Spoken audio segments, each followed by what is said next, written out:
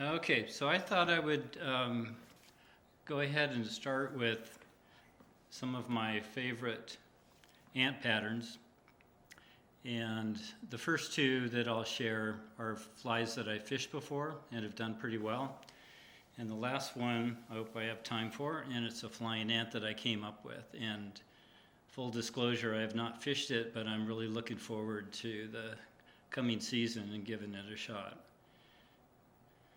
So if, for those of you who don't know, I'm got a website called RiverKeeper Flies, and hopefully most of you know about it these days, but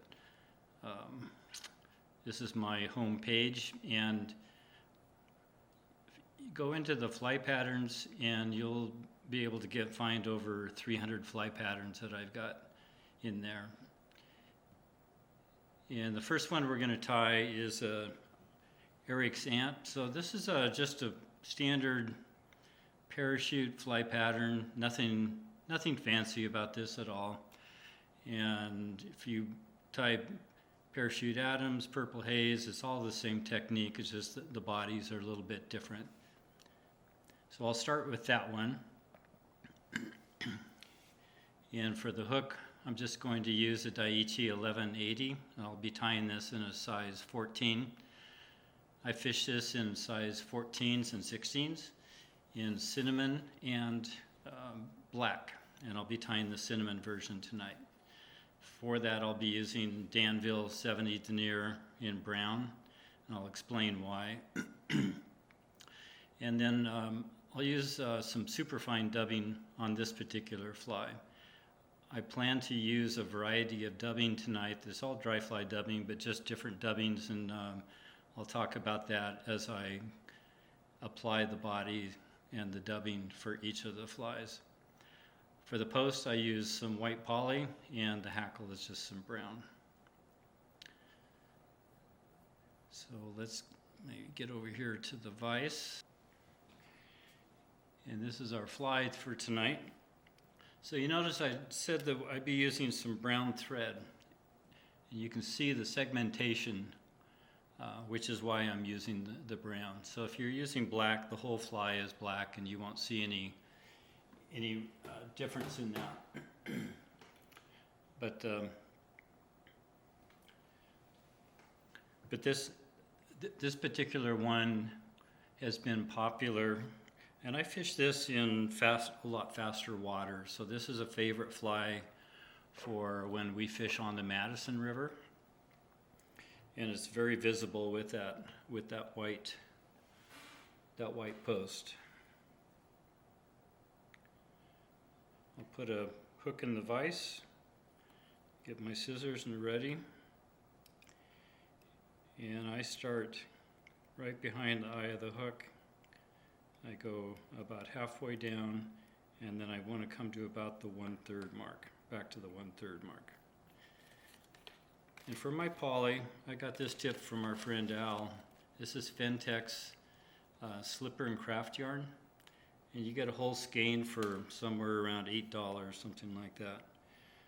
Some of the best poly I think you can get. And this is what it looks like.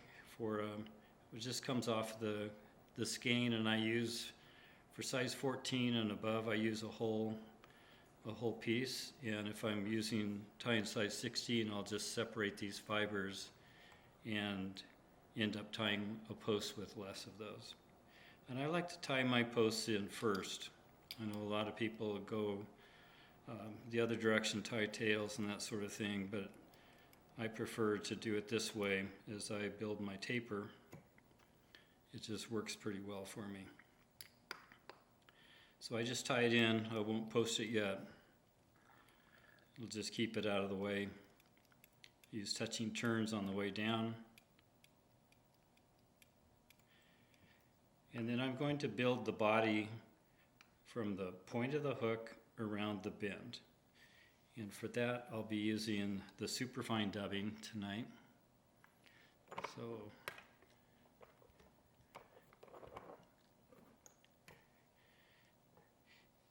and the properties of the superfine dubbing are they're really fine, but they're longer fibers. And I want to contrast that as I as I tie the other flies tonight. I'll show you some different dubbings you might consider.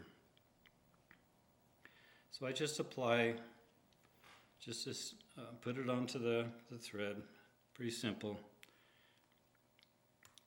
Again, I'm going to start right at the hook, point of the hook, and just go around the bend.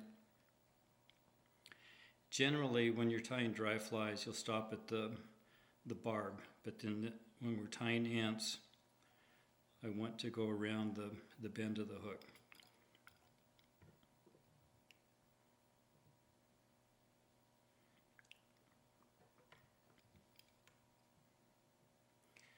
And I'll just, I always do that.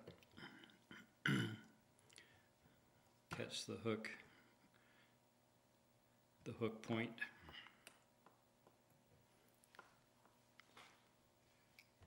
Easy to do when you're going around and down the bend. My goal is to create just a bulbous after body here, which is what the ants look like.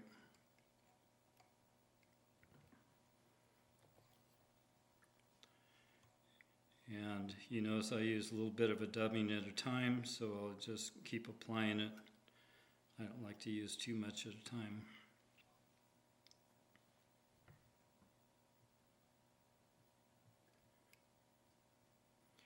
And just kind of go back and forth, some X type wraps. So you build that bulb up. And I'll do one more application to make it a little bit thicker. Actually, I'm going to go down around the hook a little bit more.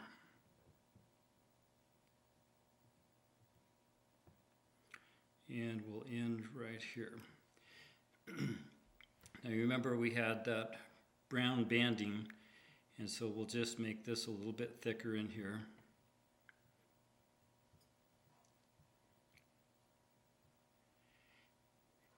And if you find an ant, sometimes they'll have that banding, and that's what's really natural. I'll come up to the poly and take some wraps in front in order to post this.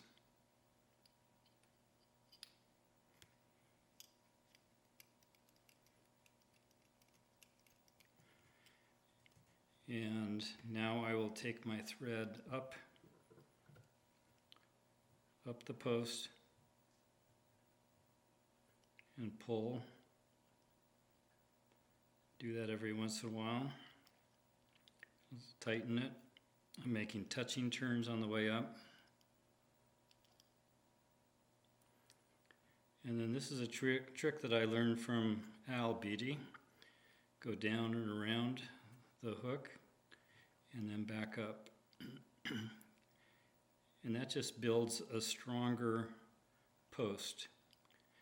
So some people like to use, and I went all the way up and I will go back down now with touching turns. Some people like to use a very sparse post in terms of the amount of fibers, which is fine. I prefer to have a sturdy post, and this one will not flop around then, and that's just because of, I think Al calls it rebar, isn't it?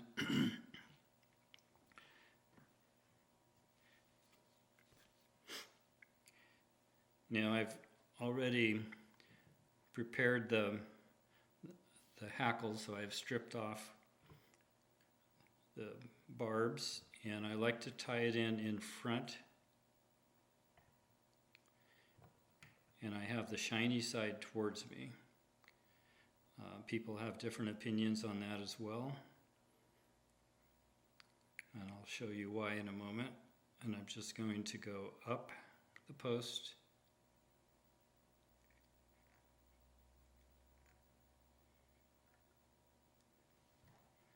and down the post.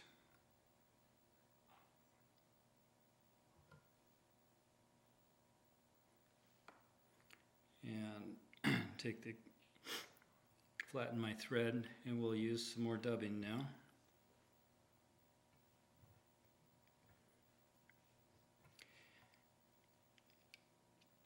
And I really encourage you when you tie these to tie either 6 or 12 at a time, and you'll find that you can really start to crank these out. I'm going to create the forward section of the body. I'll go around.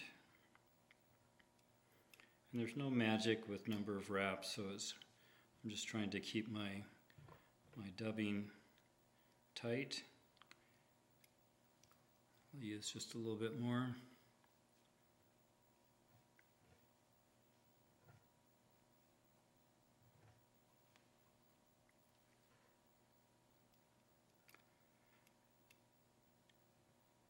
And I end with my thread behind the post.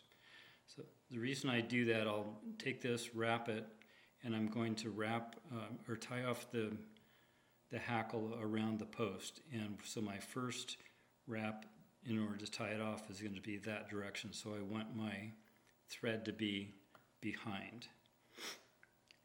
Now I just pull straight down, and I have the shiny side down so that if there's any cupping, it's going to, let's see if I have one here.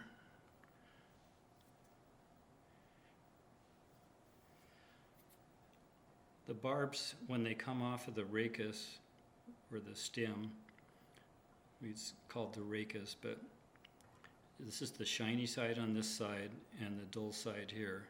And sometimes this is the dull side sticking up, and you'll see it's a little bit, comes up just a tiny bit. And the reason I like to tie with the shiny side down is because I don't end up wrapping over some of those barbules. So I've done it in the other direction with the shiny side up in the past, and that will allow the hackle to extend down and around the hook a little bit. I don't think the fish really care. At times it might allow your fly to sit a little bit further down in the water, but as I said, I don't know that it makes it a lot of difference. So I'm going to just pull this down and start wrapping down, hopefully with touching turns.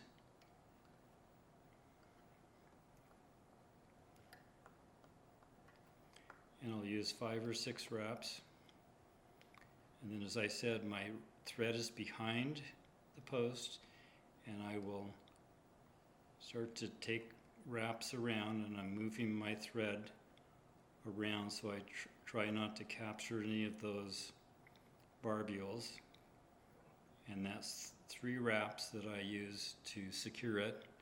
And then I'll take my fingers, I like to tie it off in front.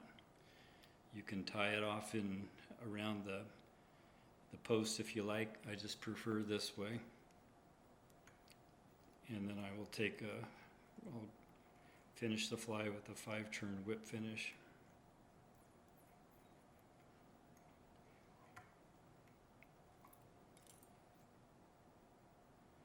And just touch my thread with the scissors. And I'll do the same in order to trim, just push. And then I will trim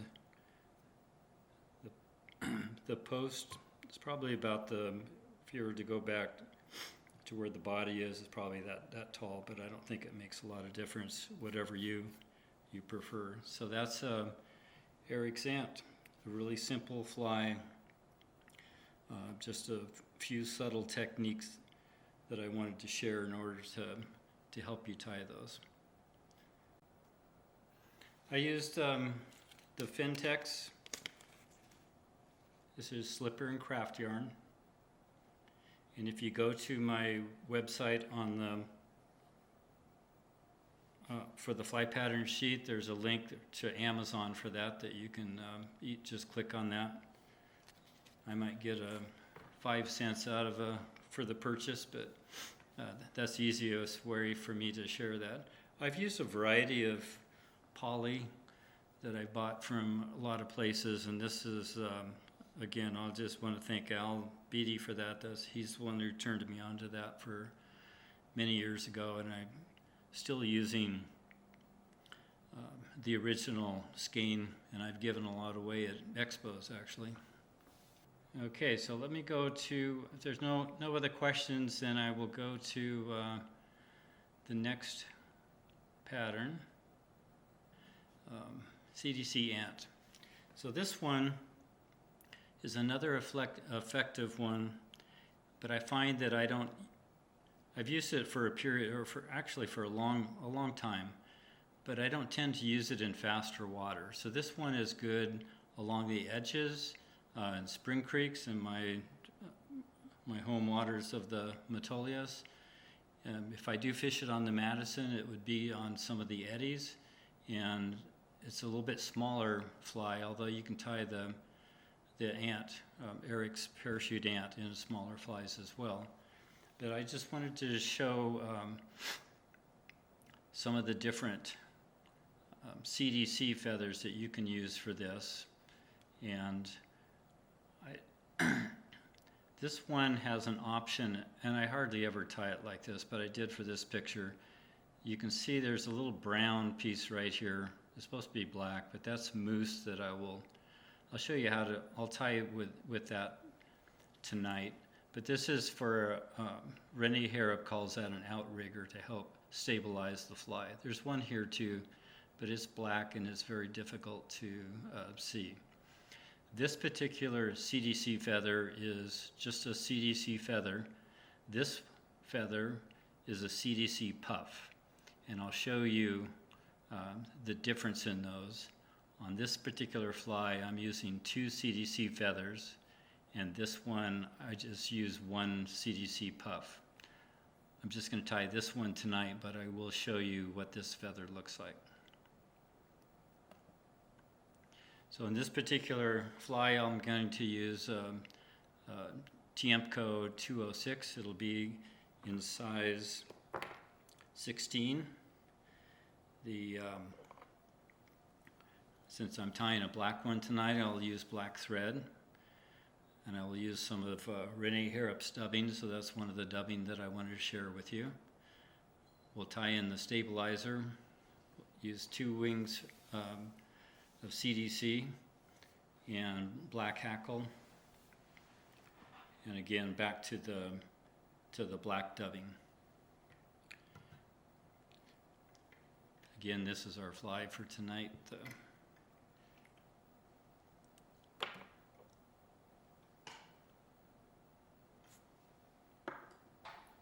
You can use any dry fly hook, but once I share this, you might understand why I use it. It's just a very cool looking,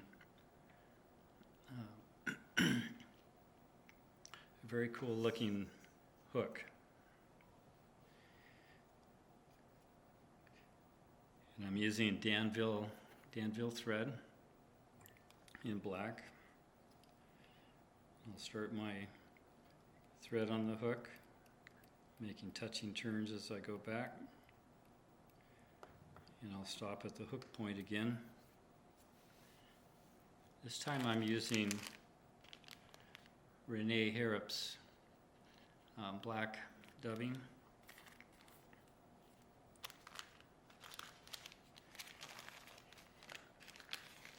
And if you recall, the superfine was really fine diameter, and this particular dubbing is a little bit shorter fibers than with the superfine.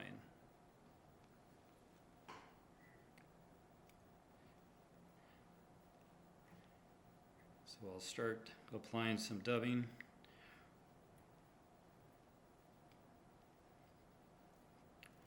You'll notice that the body is going to look exactly the same as my last one.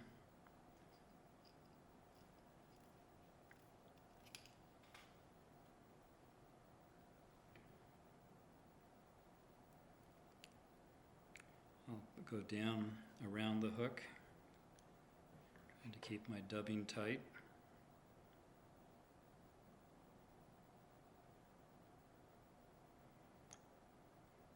Again, I want to go to the hook point for the body, so that's my marker.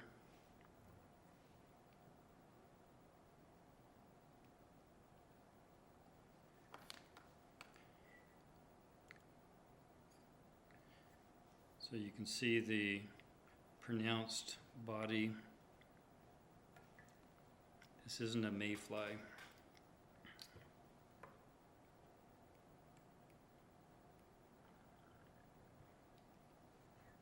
So we'll call that good. And with those shorter fibers,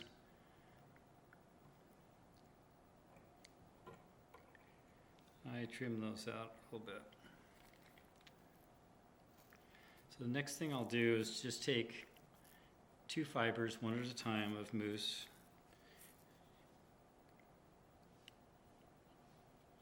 Actually, I think I'm like Al. I need to stop and get my flight time glasses. It might be easier for me. So I'll just select one. And these are brown and black, so I'm trying to find a black one. And you want to position your thread right next to the bulk end of the body. And I wanted to extend a little bit farther than the length of the body. So I'm using my thumb and forefinger along the hook eye in order to help position it. So I have it measured. I grab with my other hand, and I'll just make a soft wrap and then tighten it a little bit, and we'll see if that is about where I want it. And then take my thread back to the tie-in point again, and I'll do exactly the same thing on the other side.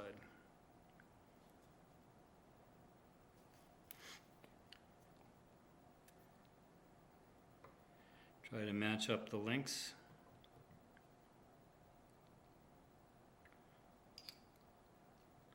Use a soft wrap. And that one is off to the side a little bit, and I have those long dubbing fibers, so I'll get rid of those.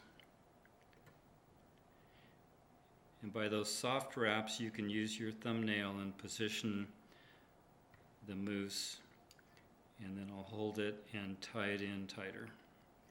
And then take my touching turns back to where the body is.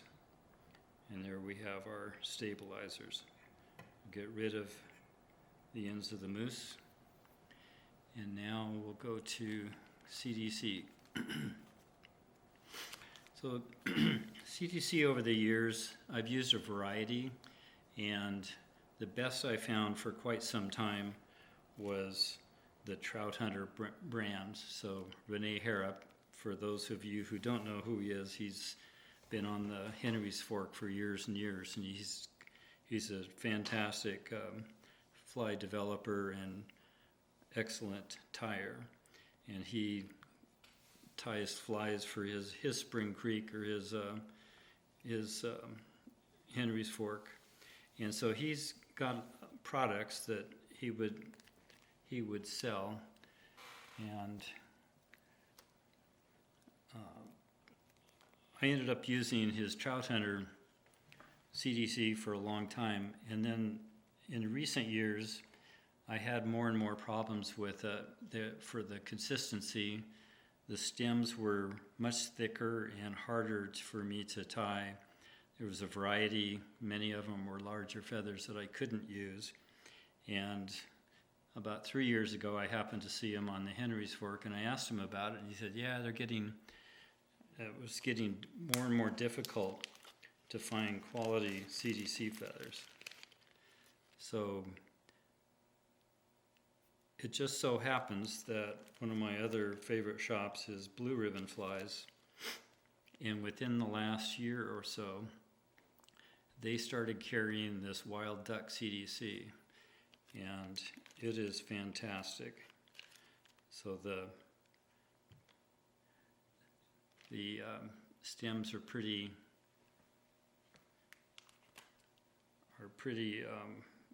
skinny, and it has a nice rounded feather. So I'm going to pull 2 of those out of the package. So here's another one that I wouldn't use.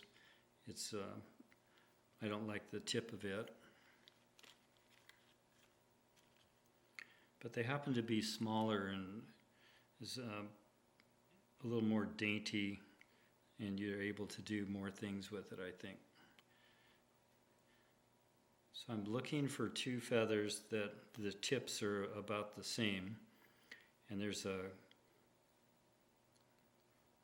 I look at these, there's a taper, so it's not a taper, but it starts to go at a roundness.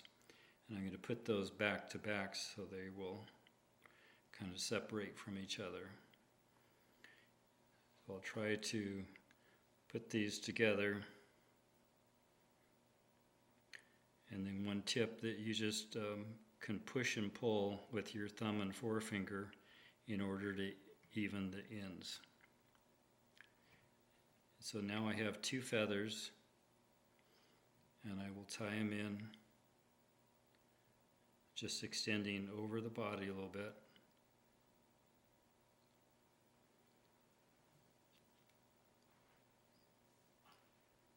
There's a couple of wraps. We'll look and see how it looks. That looks good to me. And we'll secure the feathers and trim the excess.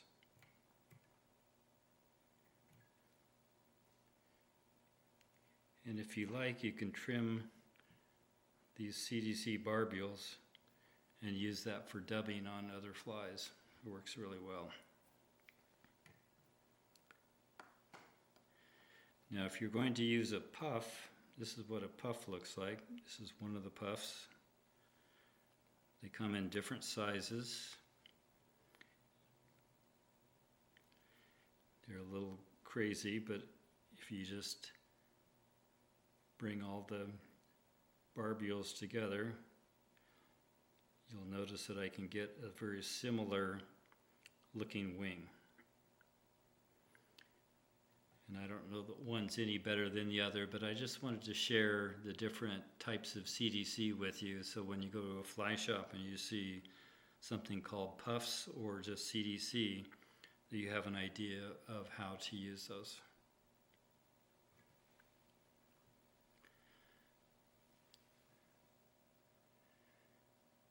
So I've got some hackle here, which is the next step. So I just have some black hackle. And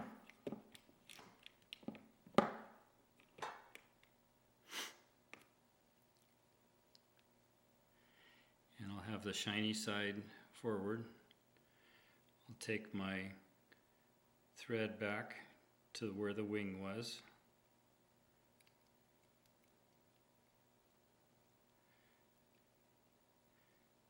And now we'll make some wraps.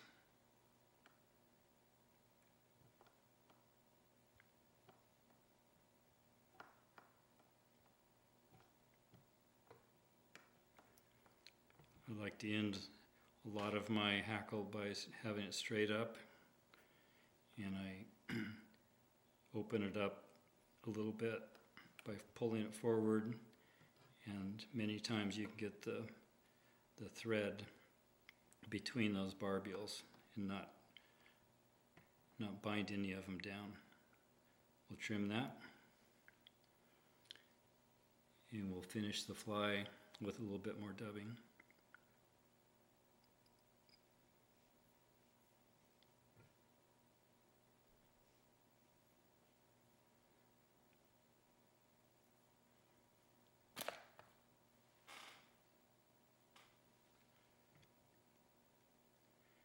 I like to start at right behind the eye, and I'll go back to where the hackle is, and then just kind of do some X wraps.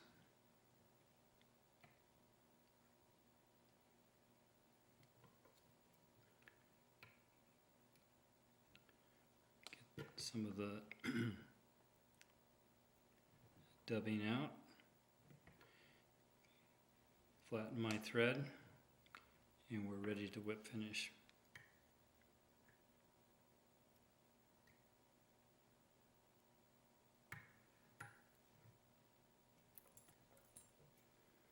And there is Renee Harrop's CDC ant. What I like to do is, one last step, I like to clip it even with the hook.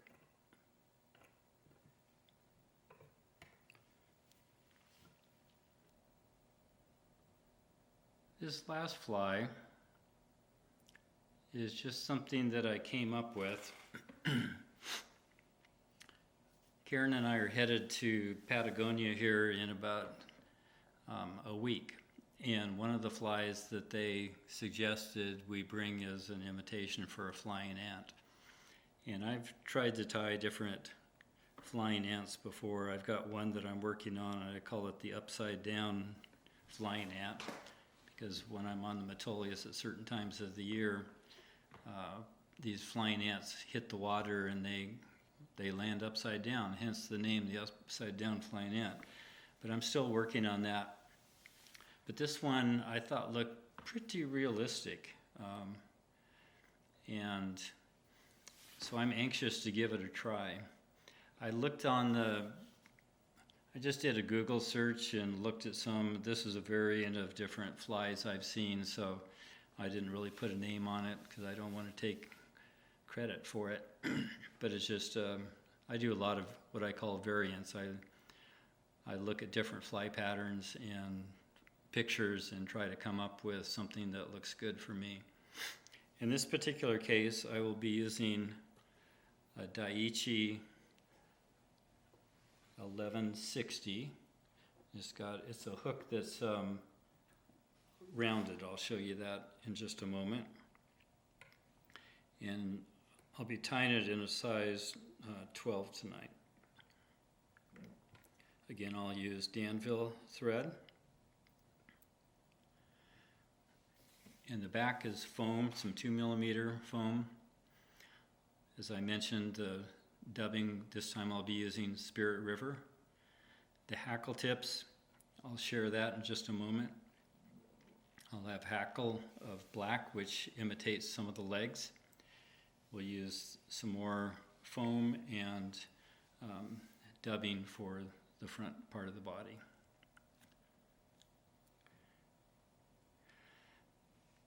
So here is the fly looking straight down, and you notice the wings, and that's just using, I have a saddle hackle here it happens to be Collins hackle, but at the very bottom you'll notice these feathers, and they're kind of rounded. My guess is you might be able to find something similar perhaps in a hen neck, but I looked at these. This is just a medium done saddle, and so what I'm doing is taking these out. I select 2 of them, and I measure to length.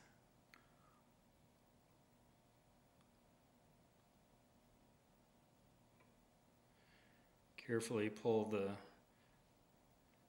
the barbules back, and that's going to be a wing. Now the trick is trying to get those to lay how you want them. The rachis on this particular batch of feathers is more rounded than most, and as so I tie it in, you might notice that it slips from one side to the other, and unfortunately I'll probably end up demonstrating that. But here's the hook, the Daiichi, and you notice how curved it is. I'll start my thread and we'll go down around.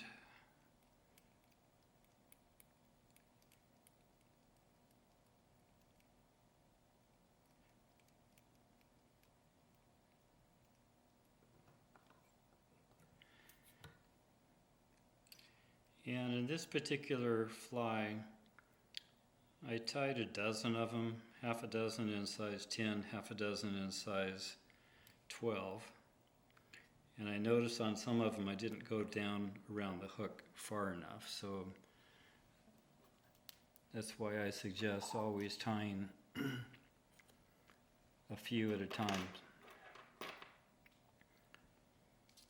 Get my materials out here again.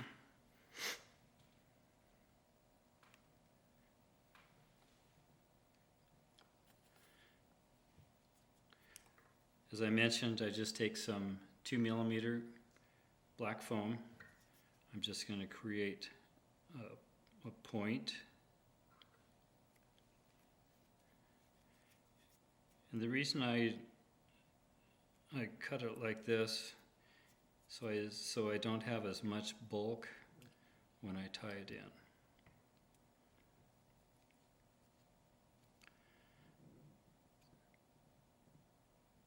So I'll tie it on top of the hook, and I'll kind of spiral it up so I can manage the foam, and then you can go back and tie it down, secure it, and make sure that it's secure back here, because as you tie, as you apply the dubbing and you pull it forward, you'll notice that this starts to creep forward.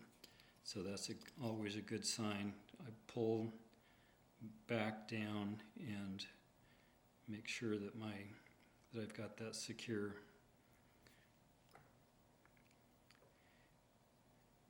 And that happens a lot. So in a lot of flies, as you start to tie something, you bring it forward, push this forward, push whatever material you have so it folds over, and if you don't secure it or tie it down far enough, then you'll end up perhaps tying it a little bit farther up the hook than what you actually intended to. As I mentioned, we'll be using some caddis Nymph UV2 Spirit River, and this is black again, so I'll pull a little bit of that out. And I'm not going to create a bulbous body, I just want to create a little bit of bulk for the underbody.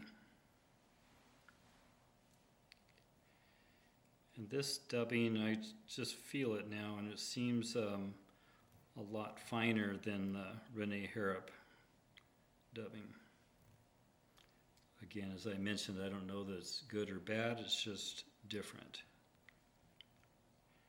So I'll take my dubbing, make sure that it's tight down there at the tie-in point of the foam, and we'll just make a constant underbody.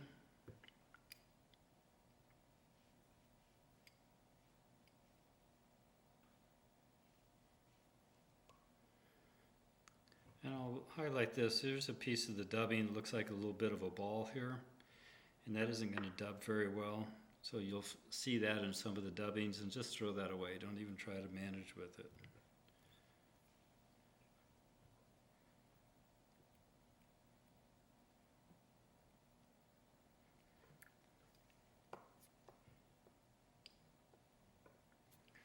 I'll use just a little bit more. And I'm just eyeballing this. As I mentioned, I haven't tied a lot of these. I'm anxious to give it to actually fish it. And I'll pull this forward. Keep it taut with your one hand and take your thread around with the other hand, and then pull. And then we'll take a few more securing wraps, and then I come underneath and I'm going to spiral that forward a little bit too. I found that just having a little bit more bulk in this section will help as I finish or go to the next step. I'm just going to cut the edges off on the foam. And the other thing I found is that if I were to tie the wings in right now, the amount of space between this section of body that I just had versus the rounded, it will cause that wing to really stick straight up. So I want to create more, a thicker midsection in here that allows the wings to sit a little bit flatter on the body. So we'll dub that as well.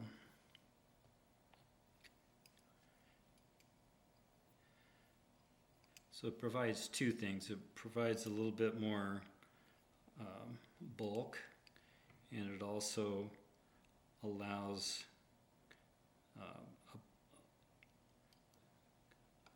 little bit softer area when I actually put the apply the wings, that it will seat better. I'm just going to cut off these longer sections of dubbing. And now you'll notice that I have two feathers that I've already prepared. So I've taken these barbules off, and I'll go back to that original feather. And I take both of the feathers at the same time, lay them over the top, so they're both exactly the same size, and I'll hold on and I'll just pull those barbules off. And that's how I created these feathers.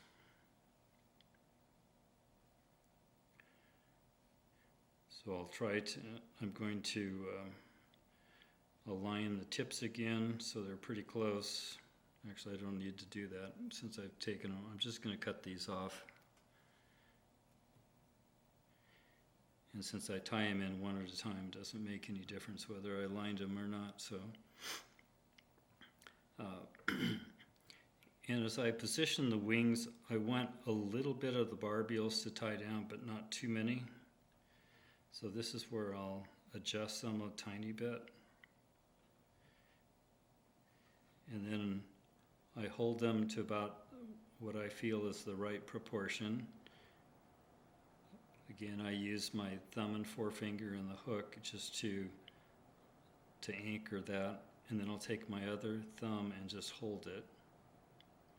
And make sure you're tying with a flat thread, and you can use a soft wrap. Take a couple of wraps, and then we'll see how that looks. And see how it's twisted off to the side. So I'm glad it did that.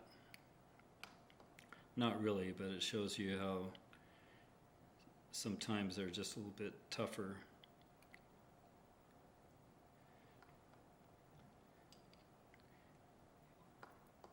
You might think, for some of you experienced fly tyers, that if you use some pliers and crimp the rachis, it flattens it. But in this particular case, I've not had it do that. So this is just an obstinate feather.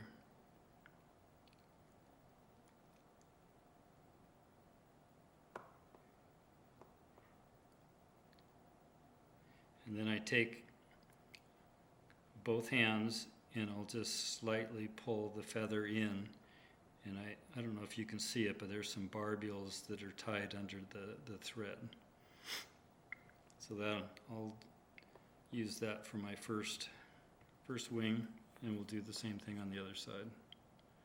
I'm using the shiny side up. Take a couple of loose wraps, and then as I can adjust it, I'll push the wing away from me a little bit and pull at the same time.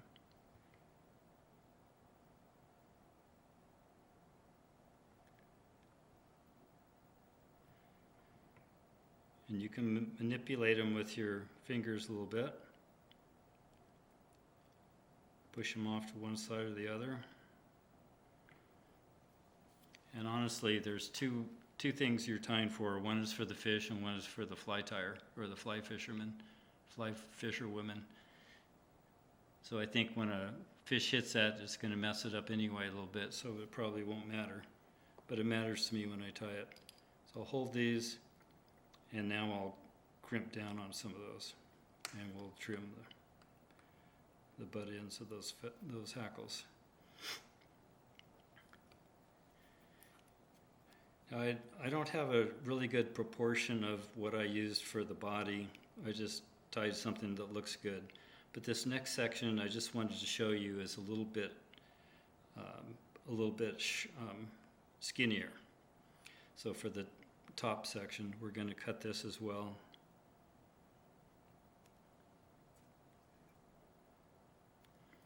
And the other trick I'll show you is that this is 2mm foam, but if you compress it with your thumb and forefinger, it actually it collapses some of that, and it's easier to tie in. So I'm going to tie it in and go back with open wraps, and I want to end where the tie-in point for where those wings are. Ultimately, I'm going to pull this forward, so I want to make sure that I have enough strong wraps back here that when I pull it forward, I don't pull it. There wouldn't be any gaps. Let's see, I've got some hackle now that I'll put in.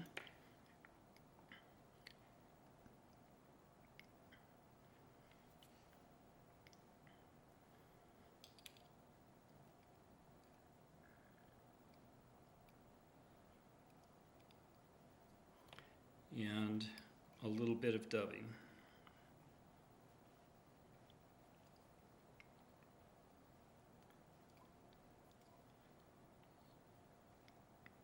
This will just smooth out everything.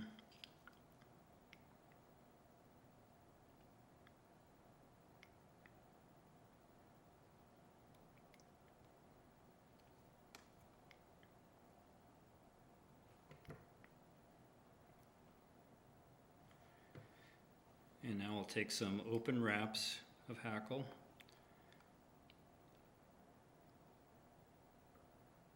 I think it twisted on me.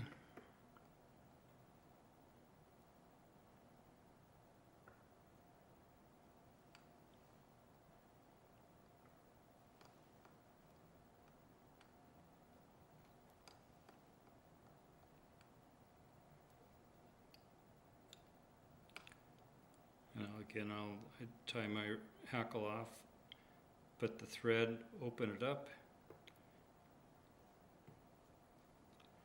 and I don't bind down as many barbules that way. Trim the hackle, and we will continue to trim. I just open up my scissors, come straight down, and I will trim out the top section because I don't need any of that. We'll pull the foam forward, and I'll put a little bit of pressure on it.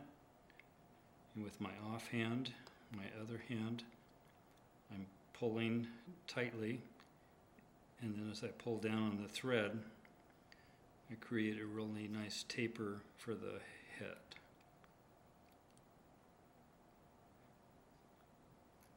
And then we'll whip finish in front, just behind the eye.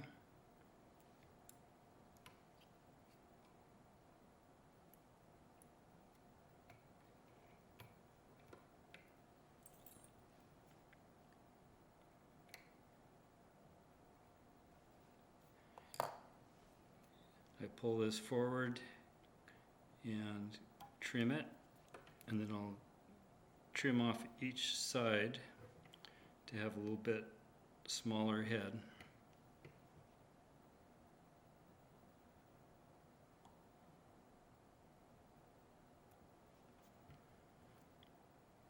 And then the last thing I'll do, turn it upside down, open up my scissors, come straight down, and that's how I create a V, so it sits a little bit lower in the water.